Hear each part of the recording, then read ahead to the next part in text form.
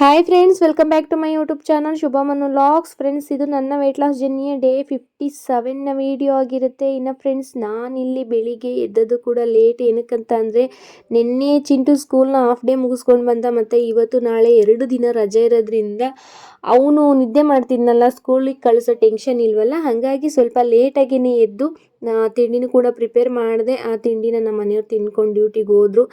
ನಾನು ಅವನಿಗೆ ಸ್ವಲ್ಪ ಸ್ಕೂಲೆಲ್ಲ ರಜೆ ಇತ್ತು ಅಂದರೆ ಎದ್ದೇಳೋದು ಲೇಟೇ ಮಾಡ್ತೀನಿ. ಹಾಗಾಗಿ ಇವತ್ತು ನಾನು ಕೂಡ ನಿನ್ನೆಲ್ಲ ಸ್ವಲ್ಪ ಕೆಲಸ ಇತ್ತಲ್ಲ, ಹಾಗಾಗಿ ಎದ್ದಿದ್ದು ಕೂಡ ಲೇಟು.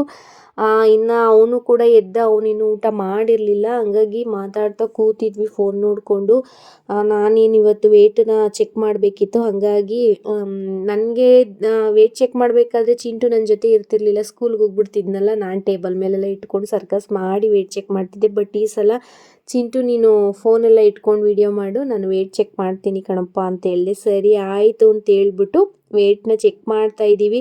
ಇನ್ನು ಸುಮಾರಷ್ಟು ಅವನ ಜೊತೆ ಮಾತಾಡ್ತಾನೆ ಇದ್ದೆ. ಅವನು ಕೂಡ ತರಲೆ ಬೇಜಾನ್ ಮಾತಾಡ್ತಾನೆ. ಯಾವ ರೀತಿ ಕಾಣಿಸ್ತಾ ಇದ್ದೀನಿ, ಚೆನ್ನಾಗಿ ಕಾಣಿಸ್ತಾ ಇದ್ದೀನೇನೋ ಅಂತ ಅಂದರೆ ಏನೇನೋ ತರಲೆ ಮಾತುಗಳನ್ನ ಮಾತಾಡ್ತಿದ್ದ. ಹಾಗಾಗಿ ಇಲ್ಲಿ ನೋಡ್ತಾ ಇರ್ಬೋದು, ವೇಟ್ ಚೆಕ್ ಮಾಡ್ತಾ ಇದ್ದೀವಿ. 1 ವೀಕ್ ಬ್ಯಾಕು ನನ್ನ ವೆಯ್ಟ್ ಇದ್ದಿದ್ದು ಫ್ರೆಂಡ್ಸ್ 79.100 ಇತ್ತು. ಅಂದರೆ 79 kg 100 ಗ್ರಾಮ್ ಇತ್ತು ವೆಯ್ಟು, ನನ್ನ ವೆಯ್ಟು. ಈ ಸಲ ಚೆಕ್ ಮಾಡೋಣ ಇವತ್ತು ಅಂತ ಹೇಳ್ಬಿಟ್ಟು, ತುಂಬಾ ದಿನ ಆಯ್ತಲ್ಲ, ಚೆಕ್ ಮಾಡೋಣ ಅಂತ ಹೇಳ್ಬಿಟ್ಟು ವೆಯ್ಟ್ ಚೆಕ್ನ ಮಾಡ್ತಾ ಇದ್ದೀನಿ. ತುಂಬ ಸರ್ಕಸ್ ಮಾಡ್ತಿದ್ದೆ ವೆಯ್ಟ್ ಚೆಕ್ ಮಾಡಬೇಕಾದ್ರೆ, ಟೇಬಲ್ ಮೇಲೆಲ್ಲ ಫೋನ್ ಇಟ್ಕೊಂಡು.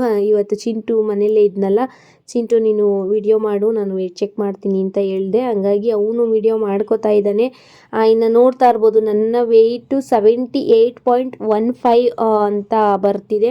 ನಾನೇನು ಒಂದು ಎಕ್ಸಸೈಸು ವಾಕೆಲ್ಲ ಸ್ವಲ್ಪ ಹುಷಾರಿಲ್ಲ ಅಂತ ಹೇಳ್ಬಿಟ್ಟು ಸ್ಕಿಪ್ ಮಾಡ್ಕೊಂಡಿದ್ದೆ. ಬಟ್ ವೆಯ್ಟ್ ಮಾತ್ರ ಕಡಿಮೆ ಆಗ್ತಾನೇ ಇದ್ದೆ. ಹಾಗಾಗಿ ಮನೆ ಊಟ ಮಾಡಿಕೊಂಡು ವೆಯ್ಟ್ ಕಡಿಮೆ ಮಾಡ್ಕೋಬೋದು ಅನ್ನೋದು ನಿಮಗೂ ಕೂಡ ಅನ್ನಿಸ್ತಿದೆ. ಆರಾಮಾಗಿ ವೆಯ್ಟ್ ಲಾಸ್ನ ಮಾಡ್ಕೋಬೋದು ಅಂತ ನೀವು ನೋಡ್ತಾ ಇರ್ಬೋದು. ಮತ್ತೆ ನಾನು ಚೆಕ್ ಮಾಡ್ತಾ ಇದ್ದೀನಿ. ನಾನು ಯಾವುದೇ ಒಂದು ವೆಯ್ಟ್ ಚೆಕ್ ಮಾಡಬೇಕಾದ್ರೂ 2 ಸಲ ಚೆಕ್ ಮಾಡ್ಕೋತೀನಿ. ಏನಕ್ಕಂತ ಅಂದರೆ ವೇಟಿಂಗ್ ಮಿಷಿನ್ನು ಒಂದೊಂದು ಸಲ ಒಂದೊಂದು ಥರ ತೋರಿಸುತ್ತೆ ಅಂತ ಹೇಳ್ತಾರೆ ಕೆಲವೊಬ್ಬರು. ಬಟ್ ಆ ರೀತಿ ಆಗಲ್ಲ. ಏನಕ್ಕಂತಂದರೆ ವೆಯ್ಟ್ ವೇರಿಯೇಷನ್ ಬರೋದಿಲ್ಲ. ವೆಯ್ಟ್ ಕಡಿಮೆ ಆಗಿತ್ತು ಅಂತಂದರೆ ಆರಾಮಾಗಿ ಕಡಿಮೆ ವೆಯ್ಟನ್ನು ತೋರಿಸುತ್ತೆ. ಇನ್ನು ನೋಡ್ತಾ ಇರ್ಬೋದು, ನನ್ನ ವೆಯ್ಟ್ ಬಂದು 78.15. 8 kg. 8 kg ಕಡಿಮೆ ಬನ್ನಿ.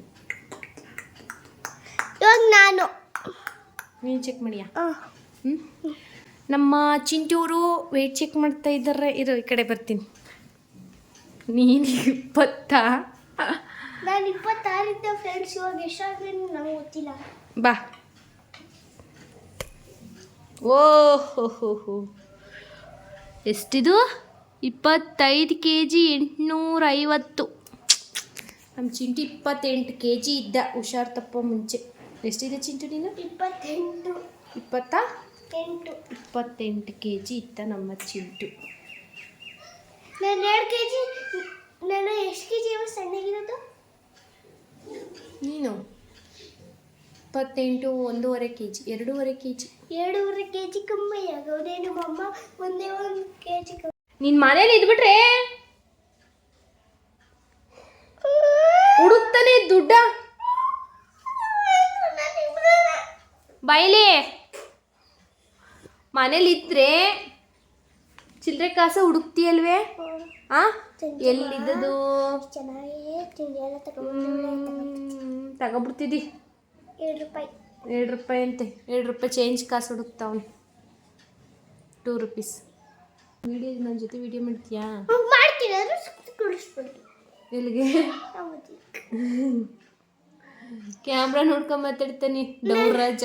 ನೆಕ್ಸ್ಟ್ ವರ್ಷ ಡೌ ಡೌ ಡೌ ನೆಕ್ಸ್ಟ್ ವರ್ಷ ಡೌ ವರ್ಷ ಬೇಡ. ನೆಕ್ಸ್ಟ್ ವರ್ಷ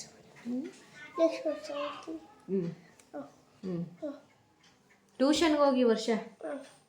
ನೆಕ್ಸ್ಟ್ ವರ್ಷದಿಂದ ಹಾಸ್ಟ್ಲು ಅಲ್ಲ, ಇನ್ನೂ 2 ವರ್ಷ ಹಾಸ್ಟ್ಲಿಲ್ಲ, ಟ್ಯೂಷನ್ಗೆ ಹೋಗ್ಕೊ. ಜಾಣ ನೀನು ತಡಿಯೋಕ್ಕಾಗಲ್ಲ ಮನೆ ಹತ್ರ ಇದ್ರೆ. ನಮ್ಮ ಅಪ್ಪ ಕಳಿಸೋಂತೆ.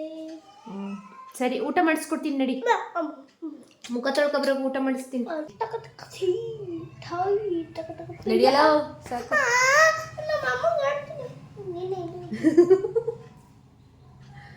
ಕಾಳು ಮುಜೆ ಹೇಳವೇ ನಡಿ. ಎಷ್ಟು ಚೆನ್ನಾಗಿ ಕಾಣಿಸ್ತದೆ ನೋಡಿ ಚಿಂಟು. ಅದೆಲ್ಲ ಹೋಗ್ಬಿಟ್ಟೈತಿ ಟ್ಯಾಟು. ಇಲ್ಲಿ ಕೃಷ್ಣ ನಂಗೆ ನೋಡು ನಿನ್ನ ಗಂಟ ಪಿಚಿ ನಂದುವೆ ಮಸಲ್ಸ್, ಬಾಡಿ ಬಿಲ್ಡ್. ನಾನು ಡಂಬಲ್ ಇಟ್ಟಿಸ್ತೀನಿ ಯಾವಾಗಲೂ, ನಮ್ಮಮ್ಮ ಎತ್ತಲ್ಲ. ಪುನು, ಇದು ಪುನು, ಇದು ಪುನು, ಇದು ಇದು ಮನು, ಇದು ಮನು, ಇದು ಪುನು. ಹೋಗೋತೆಗೆ ಇಲ್ಲ ಸ್ನಾನ ಮಾಡುವೆ. ಆಮೇಲೆ ಬಾಯ್ ಬಾಯ್ ಫ್ರೆಂಡ್ಸ್. ನೋಡಿದ್ರಲ್ವ ಫ್ರೆಂಡ್ಸ್, ನಮ್ಮ ಚಿಂಟು ಎಷ್ಟು ಮಾತಾಡ್ತಾನೆ ಅಂತ. ಇನ್ನೊಂದಷ್ಟು ಮಾತುಗಳನ್ನ ಹಾಡಿದ್ದ, ಬಟ್ ನಾನೇನು ಮಾಡಿದೆ ಅಂದರೆ ಅದನ್ನೆಲ್ಲ ಎಡಿಟ್ ಮಾಡಿದೆ, ಬೇಡ ಅವ್ನ ಮಾತುಗಳು ಅಂತ. ಅದು ತುಂಬಾ ಮಾತಾಡ್ತಾನೆ, ಗೊತ್ತಲ್ವಾ ಮಂಡ್ಯ ಹಳ್ಳಿ ಜನ ಯಾವ ರೀತಿ ಮಾತಾಡ್ತಾರೆ, ಸೇಮ್ ಅದೇ ಲ್ಯಾಂಗ್ವೇಜ್ಗಳನ್ನೇ ಮಾತಾಡೋದವನು. ಬಟ್ ಇವಾಗ ಆ ಥರ ಎಲ್ಲ ಮಾತಾಡೋದಕ್ಕೆ ಹೋಗಲ್ಲ, ಸ್ವಲ್ಪ ಪರವಾಗಿಲ್ಲ, ಸಾಫ್ಟ್ ಆಗಿದ್ದಾನೆ. ಮುಂಚೆ ಚಿಕ್ಕವನಿದ್ದಾಗ ಸಖತ್ತು ಮಾತಾಡ್ತಿದ್ದ, ಹಿಂಗೆ ನಮ್ಮ ಮಂಡ್ಯ ಜನ ಜಗಳಕ್ಕೆ ನಿಂತ್ಕೊಂಡ್ರೆ ಮಾತುಗಳನ್ನ ಆಡ್ತಾರೆ, ಆ ಥರದ್ದೆಲ್ಲ ಮಾತೆಲ್ಲ ಮಾತಾಡ್ತಿದ್ದೆ. ಬಟ್ ನಾವು ಚಿಕ್ಕವನಲ್ವಾ ಅಂತ ಹೇಳ್ಬಿಟ್ಟು ಸುಮ್ಮನೆ ಆಗ್ತಿದ್ವಿ. ಇವಾಗ ದೊಡ್ಡವನಾಗ್ತಾ ಆಗ್ತಾ ಸೈಲೆಂಟ್ ಆಗಿಬಿಟ್ಟಿದ್ದಾನೆ. ಹಂಗೂ ಎಲ್ಲರೂ ಅಂತಾರೆ ಸಖತ್ ಸೈಲೆಂಟ್ ಆಗಿಬಿಟ್ಟಿದ್ದಾನೆ, ಆ ಮುಂಚೆ ಎಷ್ಟು ತೀಟೆ ಎಲ್ಲ ಇಲ್ಲ ಅಂತ. ಇನ್ನು ಮನೇಲೇ ಇದ್ನಲ್ವ, ಮನೆ ಹತ್ರ ಇದ್ಬಿಡ್ತು ಅಂದರೆ ಅವ್ನಿಗೆ ಹೊಟ್ಟೆ ಹಸಿವು ಅವಾಗವಾಗ ಆಗ್ತಾನೆ ಇರುತ್ತೆ. ಏನಕ್ಕಂತಂದರೆ ಟಿ ವಿ ನೋಡ್ಕೊಂಡು ಅವ್ನು ಏನಾದರೂ ತಿನ್ನಬೇಕು. ರೂಮಲ್ಲಿ ಫ್ಯಾನ್ ಹಾಕ್ಕೊಂಡು ಟಿ ವಿ ಹಾಕ್ಕೊಂಡು ಕೂತಿರ್ತಾನಲ್ವ. ಈ ಒಂದು ಥಿಯೇಟ್ರಿಗೆ ಹೋಗಿ ನಾವು ಮೂವಿ ನೋಡ್ತೀವಿ, ಆ ಟೈಮಲ್ಲಿ ಮಧ್ಯೆ ಏನಾದರೂ ತಿನ್ನಬೇಕು ಅಂತ ಅನ್ಸುತ್ತಲ್ಲ, ಆ ಥರ ಫೀಲ್ ಮಾಡಿಕೊಂಡು ಮೂವೀಸ್ ಎಲ್ಲ ನೋಡ್ತಾನೆ.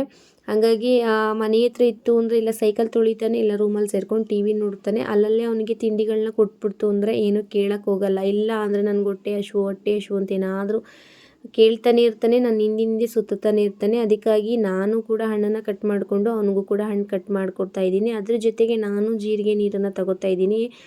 ಮುಂಚೆ ಎಲ್ಲ ಡೆಟಾಕ್ಸ್ ವಾಟರ್ಗಳನ್ನು ಸುಮಾರಷ್ಟು ತೋರಿಸಿದ್ದೀನಿ, ಆ ವಿಡಿಯೋಸ್ ಎಲ್ಲ ನೋಡ್ತು ಅಂದರೆ ನೀವು ಕೂಡ ಮಾಡ್ಕೋಬೋದು. ಹಂಗಾಗಿ ನಾನು ಜೀರಿಗೆ ಪೌಡ್ರ್ ಮಾಡಿಟ್ಟಿರೋದಿತ್ತು, ಅದನ್ನು ಖಾಲಿ ಮಾಡೋಣ ಫಸ್ಟಿಗೆ, ಅದಾದಮೇಲೆ ನೆಕ್ಸ್ಟ್ ಚೇಂಜ್ ಮಾಡ್ಕೊಳ್ಳೋಣ ಅಂತೇಳಿ ಜೀರಿಗೆ ನೀರನ್ನೇ ಕುಡಿತಾ ಇದ್ದೀನಿ. ಇನ್ನು ನಾನೊಂದು ಫಾಸ್ಟಿಂಗ್ನ ಮಾಡ್ಕೋತಾ ಇರೋದ್ರಿಂದ ನನ್ನ ಒಂದು ಊಟ ಸ್ಟಾರ್ಟ್ ಆಗೋದೇ ಮಧ್ಯಾಹ್ನ 1 ಗಂಟೆಯಿಂದ. ಹಾಗಾಗಿ ನಾನೇನು ಮಾಡ್ತೀನಿ ಅಂದರೆ ಚೆನ್ನಾಗಿ ನೀರು ಕುಡಿತೀನಿ ಆ ಟೈಮಲ್ಲಿ. ಇನ್ನು ನೈಟ್ ಊಟ 9 ಗಂಟೆ ಅಷ್ಟರಲ್ಲಿ ಮುಗಿಸ್ಕೊಬಿಡ್ತೀನಿ. 9 ಗಂಟೆ ಆದಮೇಲೆ ಏನನ್ನು ಕೂಡ ನಾನು ತಿನ್ನೋದಕ್ಕೆ ಹೋಗಲ್ಲ. ಏನಕ್ಕಂತ ಅಂದರೆ ಮಧ್ಯಾಹ್ನ 1 ಗಂಟೆಗೆ ಏನಕ್ಕೆ ಸ್ಟಾರ್ಟ್ ಮಾಡ್ಕೋತೀನಿ ಅಂತ ಅಂದರೆ, ನೈಟು 8 ಗಂಟೆ ಅಷ್ಟರಲ್ಲಿ ಮನೆಯವರಿಗೆಲ್ಲ ಊಟ ಹಾಕ್ಕೊಟ್ಟು ಚಿಂಟುಗೂ ಕೂಡ ಊಟ ಮಾಡಿಸಿ ಅದಾದಮೇಲೆ ನಾನು ಊಟ ಮಾಡಬೇಕು. ನನಗೆ ಲೇಟ್ ಆಗುತ್ತೆ, ನಾನು 7 ಗಂಟೆಗೆ ತಿನ್ನೋದಕ್ಕೂ ಕೂಡ ಹೋಗಲ್ಲ. ಬೇಗನೆ ನಾನು ತಿನ್ಕೊಬಿಟ್ಟು ಮನೆಯವರಿಗೆಲ್ಲ ಆಮೇಲೆ ಹಾಕ್ಕೊಡ್ಬೇಕು ಅಂತ ಅನಿಸಿದ್ರೆ ಸ್ವಲ್ಪ ಬೇಜಾರಾಗುತ್ತೆ. ಹಾಗಾಗಿ ಅವರಿಗೆಲ್ಲ ಊಟ ಹಾಕ್ಕೊಟ್ಬಿಟ್ಟು ನಾನು ಊಟ ಮಾಡ್ತು ಅಂದರೆ ಆರಾಮಲ್ವಾ ಅಂತ ಹೇಳ್ಬಿಟ್ಟು ಅದಕ್ಕೆ 9 ಗಂಟೆಗೆ ನಿಲ್ಲಿಸ್ಕೊಂಡಿದ್ದೀನಿ. ನಾನೇನು ಒಂದು 16 hour fasting, 8 hour eating time ಇಟ್ಕೊಂಡಿದ್ದೀನಿ. ಅದಕ್ಕಾಗಿ 9 ಗಂಟೆಗೆ ನೈಟ್ ಊಟ ಮುಗಿಸ್ಬಿಡ್ತು ಅಂದರೆ ಇನ್ನು ನಾನು ಮಧ್ಯಾಹ್ನ 1 ಗಂಟೆಯಿಂದ ಮಾರನೇ ದಿನ ಮಧ್ಯಾಹ್ನ 1 ಗಂಟೆಯಿಂದ ಊಟನ ಸ್ಟಾರ್ಟ್ ಮಾಡೋದು. ಅದಕ್ಕೂ ಮುಂಚೆ ನಾನು ಬೆಳಗ್ಗೆ ಎದ್ದು ಇನ್ನು ಮಧ್ಯಾಹ್ನ 1 ಗಂಟೆವರೆಗೂ ಏನು ಮಾಡ್ತೀನಿ ಅಂತ ಅಂದರೆ ಚೆನ್ನಾಗಿ ನೀರನ್ನು ಕುಡಿತೀನಿ, ಡೆಟಾಕ್ಸ್ ವಾಟರ್ನ ಕುಡಿತೀನಿ, ಆ ಮೆಂತ್ಯ ನೀರನ್ನು ಏನು ಇಟ್ಕೊಂಡಿರ್ತೀವಿ ಆ ಮೆಂತ್ಯ ನೀರನ್ನು ಕುಡಿತೀನಿ. ಇದನ್ನೆಲ್ಲ ಮಾಡ್ಕೋತೀನಿ. ಬಟ್ ಊಟ ಮತ್ತು ಹಣ್ಣು ಇದೇನು ಕೂಡ ತಿನ್ನೋದಕ್ಕೆ ಹೋಗಲ್ಲ. ಮತ್ತು ಫ್ರೆಂಡ್ಸ್, ನಾನು ಮಧ್ಯಾಹ್ನ 1 ಗಂಟೆಗೆ ಊಟನ ಸ್ಟಾರ್ಟ್ ಮಾಡ್ಕೊಂಡಿರೋದ್ರಿಂದ ಏನೋ ಒಂದು ನಾವು ಫಾಸ್ಟಿಂಗಲ್ಲಿ ಇರ್ತೀವಿ. ನಾವು ಫಾಸ್ಟಿಂಗಲ್ಲಿ ಇದ್ದಾಗ ಏನು ಮಾಡಬೇಕು ಅಂತ ಅಂದರೆ ಡೈರೆಕ್ಟಾಗಿ ಊಟಕ್ಕೆ ಹೋಗಬಾರ್ದು. ಫಾಸ್ಟಿಂಗ್ನ ಫಸ್ಟಿಗೆ ಬ್ರೇಕ್ ಮಾಡಬೇಕು. 16 ಗಂಟೆಗಳ ಕಾಲ ಉಪವಾಸ ಇರ್ತೀವಲ್ವ, ಆ ಉಪವಾಸನ ಬ್ರೇಕ್ ಮಾಡಬೇಕು. ಬ್ರೇಕ್ ಮಾಡೋ ಟೈಮಲ್ಲಿ ನಾವು ಹಣ್ಣಿನ ಜ್ಯೂಸು, ಇಲ್ಲ ಅಂದರೆ ಹಣ್ಣು, ಇಲ್ಲ ವೆಜಿಟೇಬಲ್ ಸಲಾಡು, ಇಷ್ಟನ್ನ ಒಂದು ಅಷ್ಟು ತಿಂದು ಬ್ರೇಕ್ ಮಾಡಬೇಕು ಫಸ್ಟು. ಅದಾದಮೇಲೆ ನಾವು ಒಂದು ಊಟನ ಮಾಡಬೇಕಾಗತ್ತೆ. ಏನಕ್ಕಂತಂದರೆ ಇವಾಗ ನೀವು ಅಬ್ಸರ್ವ್ ಮಾಡಿ, ಹಬ್ಬ ಹರಿದಿನಗಳಲ್ಲಿ ಏನಾದರೂ ಹಸ್ಕೊಂಡಿತ್ತು ಅಂದಾಗ ಬೆಳಗ್ಗೆಯಿಂದ ಸಂಜೆವರೆಗೂ ಹಸ್ಕೊಂಡಿದ್ದು ಸಂಜೆ ಏನು ನಾವು ಉಪವಾಸ ಅಂದರೆ ಒಪ್ಪತ್ತನ್ನು ಬಿಡ್ತೀವಿ, ಆ ಟೈಮಲ್ಲಿ ನಮಗೆ ನಾರ್ಮಲ್ ಡೇಸಲ್ಲಿ ಯಾವ ರೀತಿ ಊಟ ಮಾಡ್ತೀವಿ ಹಸ್ಕೊಂಡಿದ್ದಾಗ ಅಷ್ಟು ಊಟ ಸೇರಲ್ಲ. ಸಾಕು, ಸ್ವಲ್ಪ ತಿಂದ್ರೂ ಸಾಕು ಅಂತ ಅನಿಸ್ಬಿಡುತ್ತೆ. ಅದಕ್ಕಾಗಿ ಸ್ವಲ್ಪನೇ ಸ್ವಲ್ಪ ಲಿಕ್ವಿಡ್ ಅಂದರೆ ಒಂದು ಜ್ಯೂಸೋ ಇಲ್ಲ ಅಂದರೆ ಒಂದು ಹಣ್ಣು ವೆಜಿಟೇಬಲ್ಸೋ ತಿಂದು ಒಂದಷ್ಟು ಹೊಟ್ಟೆಗೆ ಕೊಟ್ಟಾಗ ಅದಾದಮೇಲೆ ಅದಾದಮೇಲೆ ಮತ್ತೆ ಒಂದು ಹಾಫ್ ಆನ್ ಅವರ್ ಬಿಟ್ಟು ಊಟ ಮಾಡಿದಾಗ ನಮಗೆ ನಾರ್ಮಲಾಗಿ ಊಟ ಮಾಡಬೇಕು ಅಂತ ಅನಿಸುತ್ತೆ. ಎಲ್ಲೂ ಕೂಡ ಹೊಟ್ಟೆ ತುಂಬೋ ರೀತಿ ಆ ಥರ ಫೀಲ್ ಆಗಲ್ಲ.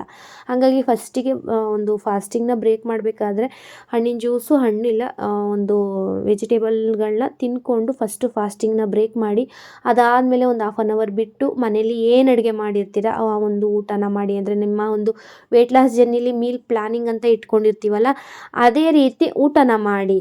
ಊಟ ಮಾಡೋದು ಅಂದರೆ ಸಾಂಬಾರು, ಮುದ್ದೆ, ಇಲ್ಲ ಅಂದರೆ ಏನೋ ಒಂದು ರೊಟ್ಟಿನೋ, ದೋಸೆನೋ, ಚಪಾತಿನೋ ಈ ಥರದ್ದು ಏನೇ ಒಂದು ಮಾಡ್ಕೊಂಡಿದ್ರು ಅದ್ರ ಜೊತೆಗೆ ಸಲಾಡ್ಗಳನ್ನ ತೊಗೊಳ್ಳಿ ಮತ್ತು ಮಜ್ಜಿಗೆನ ಚೆನ್ನಾಗಿ ಕುಡೀರಿ. ನಾರ್ಮಲಾಗಿ ನಾವು ಯಾವ ರೀತಿ ಒಂದು ಈಗ ಡೇ 1ಇಂದ ಡೇ 50ವರೆಗೂ ನಾನೊಂದು ಮೀಲ್ ರೂಟೀನ ಮಾಡ್ಕೊಂಡಿದ್ದೆ.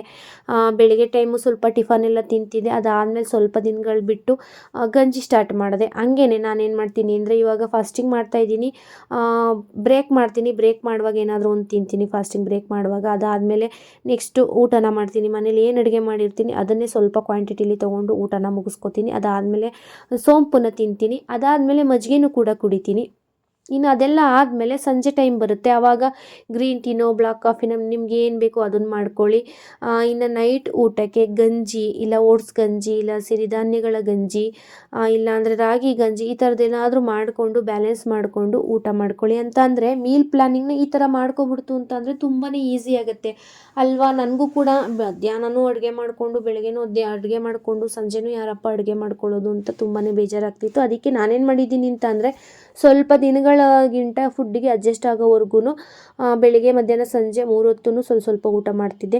ಇವಾಗ ಫುಡ್ಡಿಗೆ ಅಡ್ಜಸ್ಟ್ ಆಗಿರೋದ್ರಿಂದ ಬೆಳಿಗ್ಗೆ ಗಂಜಿ ತೊಗೋತೀನಿ, ಮಧ್ಯಾಹ್ನ ಊಟ ಮಾಡ್ತೀನಿ, ಮತ್ತು ಸಂಜೆ ಯಾವುದಾದ್ರೂ ಬೇರೆ ರೀತಿಯ ಗಂಜಿ ಮಾಡ್ಕೋತೀನಿ. ಅದಾದಮೇಲೆ ಮಧ್ಯದಲ್ಲಿ ಬೆಳಿಗ್ಗೆ ತಿಂಡಿ ಆದಮೇಲೆ ಊಟಕ್ಕೆ ಮುಂಚೆ ಮಧ್ಯದಲ್ಲಿ ಒಂದು ಏನು ನನ್ನ ಮಿಡ್ ಮಾರ್ನಿಂಗ್ ಸ್ನ್ಯಾಕ್ಸ್ ಇರುತ್ತೆ ಅದನ್ನು ತೊಗೋತೀನಿ. ಮಧ್ಯಾಹ್ನ ಊಟ ಆಗಿ ಸಂಜೆ ಊಟದಷ್ಟರಲ್ಲಿ ಮಧ್ಯದಲ್ಲಿ ಯಾವುದಾದ್ರೂ ಒಂದು ಮಿಡ್ ಮಾರ್ನಿಂಗ್ ಸ್ನ್ಯಾಕ್ಸ್ನ ತೊಗೋತೀನಿ. ಆ ರೀತಿ ಬ್ಯಾಲೆನ್ಸ್ ಮಾಡ್ಕೋಬೇಕಾಗತ್ತೆ. 8 ಅವರ್ ಊಟ ಮಾಡ್ತು ಅಂತ ಅಂದರೆ ಅದರಲ್ಲಿ 2 ರೀತಿಯ ಸ್ನ್ಯಾಕ್ಸ್ ಟೈಮು ಇರಬೇಕು, 3 ರೀತಿಯ ಒಂದು ಮೀಲ್ ಪ್ಲ್ಯಾನಿಂಗು ಇರಬೇಕು. ಆ ರೀತಿ ಮಾಡಿಕೊಂಡು ಬ್ಯಾಲೆನ್ಸ್ ಮಾಡ್ಕೊಳ್ಳಿ. ಅಂದರೆ ಆ 8 ಗಂಟೆಯಲ್ಲಿ ತುಂಬಾ ಏನು ತಿನ್ನೋದಕ್ಕಾಗಲ್ಲ, ಸ್ವಲ್ಪನೇ. ಈಗ ಡೇ 1ಇಂದ ಡೇ 50ವರೆಗೂ ನಾನೇನೋ ಒಂದು ಊಟನ ತಿಂತಿದ್ದೆ, ಅಷ್ಟು ತಿನ್ನೋದಕ್ಕಾಗ್ತಿಲ್ಲ. ಬಟ್ ಅದೊಂದು ಟೈಮ್ಗೆ ನಾನು ಸ್ವಲ್ಪನೇ ಆಗಲಿ ಒಂದು 3 ಮೀಲ್ ಟೈಮು, 2 ಸ್ನ್ಯಾಕ್ಸ್ ಟೈಮ್ ಅಂತೆಲ್ಲ ಇಟ್ಕೊಂಡು ಮಾಡ್ಕೋತಾ ಇದ್ದೀನಿ. ನೀವು ಕೂಡ ಆರಾಮಾಗಿ ಮಾಡ್ಕೋಬೋದು. ಇನ್ನಷ್ಟು ಡೀಟೇಲ್ಸ್ನ ನಾನು ತಿಳಿಸ್ತೀನಿ. ಇನ್ನು ಅಮೆಝಾನಲ್ಲಿ ಚಿಂಟುಗೆ ಅಂತೇಳಿ ಒಂದು ಹಿಮಾಲಯ ಶಾಂಪು ಮತ್ತು ಸೋಪನ್ನು ಬುಕ್ ಮಾಡಿದ್ವಿ. ಅಂದರೆ 10 ವರ್ಷದವರೆಗೂ ನಾವು ಚಿಂಟುಗೆ baby shampoo, Himalaya baby cream, baby powder, baby soap ಇದನ್ನೇ ಯೂಸ್ ಮಾಡ್ತಿದ್ದದ್ದು. ಬಟ್ ಸೋಪು ಮತ್ತು ಶಾಂಪು ಖಾಲಿಯಾಗಿತ್ತು. ಅದಕ್ಕೆ ನಮ್ಮ ಮನೆಯವರು ಅಮೆಝಾನಲ್ಲಿ ಇವಾಗ ದೊಡ್ಡವನಾಗಿದ್ದಾನೆ, ದೊಡ್ಡವರು ಯೂಸ್ ಮಾಡೋದನ್ನೇ ಮಾಡಲಿ ಅಂತ ಹೇಳ್ಬಿಟ್ಟು ಬುಕ್ ಮಾಡಿದರು. ಇನ್ನು ನಾನು ಗ್ರೀನ್ ಟೀ ಖಾಲಿಯಾಗಿತ್ತು ಅಂತ ಹೇಳಿದ್ನಲ್ಲ, ಅದನ್ನು ಕೂಡ ನಾನು ಫ್ಲಿಪ್ಕಾರ್ಟಲ್ಲಿ ಬುಕ್ ಮಾಡಿದ್ದೆ, ಅದು ಕೂಡ ಬಂದಿತ್ತು. ಹಾಗಾಗಿ ಚಿಂಟು ನಾನು ಅವನಿಗೆ ನಿನ್ನ ಗಿಫ್ಟು ಅಂತ ಕೊಟ್ಟರೆ ಅವ್ನು ನನಗೆ ಗ್ರೀನ್ ಟೀ ನಿನಗೆ ಗಿಫ್ಟು ಕಣಮ್ಮ ಇದು ನನ್ನ ಕಡೆಯಿಂದ ಅಂತ ಕೊಡ್ತಿದ್ದ. ಹಾಗೇ ತಮಾಷೆ ಮಾಡಿಕೊಂಡು ಅದನ್ನು ಅನ್ಬಾಕ್ಸಿಂಗ್ ಮಾಡ್ಕೋತಾ ಇದ್ವಿ. ಇನ್ನು ಹೇಳಿದ್ನಲ್ವಾ ಒಂದು ಸ್ನ್ಯಾಕ್ಸ್ ಅವರ್ ಅಂತ ಇಟ್ಕೋಬೇಕು ಅಂತ, ಅದಕ್ಕೆ ನಾನಿಲ್ಲಿ ಫಾಸ್ಟಿಂಗ್ನ ಬ್ರೇಕ್ ಮಾಡೋದಕ್ಕೆ ಬೆಳಿಗ್ಗೆ ಆ್ಯಪಲ್ನ ತಿಂದಿದ್ದೆ. ಇವಾಗ ಕರ್ಬೂಜ ಹಣ್ಣಿಂದ ಜ್ಯೂಸ್ ಮಾಡ್ಕೋತಾ ಇದ್ದೀನಿ. ಅಂದರೆ ಸ್ವಲ್ಪ ಸಂಜೆನೇ ಆಗಿದೆ, ಆಗಲೇ ಒಂದು 6 ಗಂಟೆ 6:30 ಅಷ್ಟು ಆಗ್ಬಿಟ್ಟಿದೆ. ಅಂದರೆ ಮೊದಲೆಲ್ಲ 5:30 ಟೈಮ್ಗೆ ನಾನು ಸ್ನ್ಯಾಕ್ಸ್ ಅವರ್ ಇಟ್ಕೋತಿದ್ದೆ. ಇವಾಗ ಫಾಸ್ಟಿಂಗ್ ಇರೋದ್ರಿಂದ ಮಧ್ಯಾಹ್ನದ ಊಟ ಸ್ವಲ್ಪ ಲೇಟ್ ಆಗುತ್ತಲ್ವ, ಅದಕ್ಕೆ ಸಂಜೆ ಸ್ನ್ಯಾಕ್ಸ್ನು ಕೂಡ ಸ್ವಲ್ಪ ಲೇಟಾಗಿ ತಗೋತೀನಿ. ಇನ್ನು ನೈಟ್ ಊಟ 9 ಗಂಟೆ ಅಷ್ಟರಲ್ಲಿ ಗಂಜಿನೋ ಏನಾದರೂ ಸಣ್ಣ ಪುಟ್ಟದ್ದು ಮಾಡಿಕೊಂಡು ಮುಗಿಸ್ಕೊಬಿಡ್ತೀನಿ. ಇನ್ನು ಇಲ್ಲಿ ನಾನು ಕೂಡ ಕರ್ಬೂಜ ಹಣ್ಣು ಜ್ಯೂಸ್ ಮಾಡ್ಕೊಂಡು ಕುಡಿತಾ ಇದ್ದೀವಿ. ಇನ್ನು ನೈಟ್ ಊಟಕ್ಕೆ ಇವತ್ತು ಏನಕ್ಕೂ ತುಂಬಾ ಉಪ್ಪಿಟ್ಟನ್ನ ತಿನ್ನಬೇಕು, ಒಂದು ರವೆ ಉಪ್ಪಿಟ್ಟನ್ನ ತಿನ್ನಬೇಕು ತರಕಾರಿಗಳೆಲ್ಲ ಹಾಕ್ಕೊಂಡು ಅಂತ ಅನ್ನಿಸ್ತಿತ್ತು. ಹಾಗಾಗಿ ತರಕಾರಿ ಉಪ್ಪಿಟ್ಟನ್ನ ಮಾಡಿಕೊಂಡು ತಿಂತಾಯಿದ್ದೀವಿ. ಇನ್ನು ಫ್ರೆಂಡ್ಸ್, ನನ್ನ ವೆಯ್ಟ್ ಬಗ್ಗೆ ನಾನು ಹೇಳ್ತಾ ಇದ್ದೆ, ನೋಡ್ತಾ ಇರ್ಬೋದು ನೀವು.